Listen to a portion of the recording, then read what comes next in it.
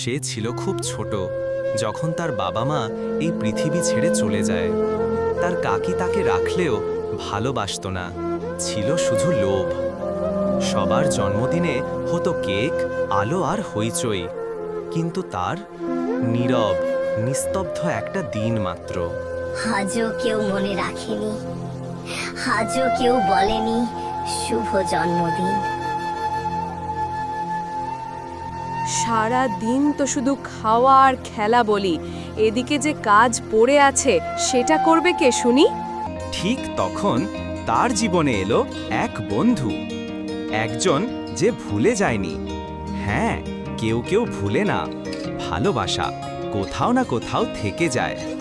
জন্মদিন মানে শুধু উপহার নয়, জন্মদিন মানে মনে রাখা, জন্মদিন মানে ভালোবাসা আর সত্যিকারের বন্ধুত্বের শুরু। কিরে দোস্ত, কেমন আছিস? নিশ্চয়ই ভালো, আর না থাকলে এবার হবি, কারণ আজ তোর জন্মদিন। তোর মনে আছে আজ আমার জন্মদিন? জানিস, তুই ছাড়া আর কেউ মনে রাখেনি আজ আমার জন্মদিন। তুই আমার সত্যিকারের বন্ধু। তোর জন্মদিন আর আমি মনে রাখবো না? এই নে, এটা তোর জন্য। এসবের কি দরকার ছিল? তুই তো আমার জীবনের সবচেয়ে বড় উপহার।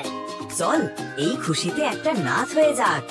ঠিক আছে, চলো এবার সব ভুলে আনন্দে মেতে উঠি।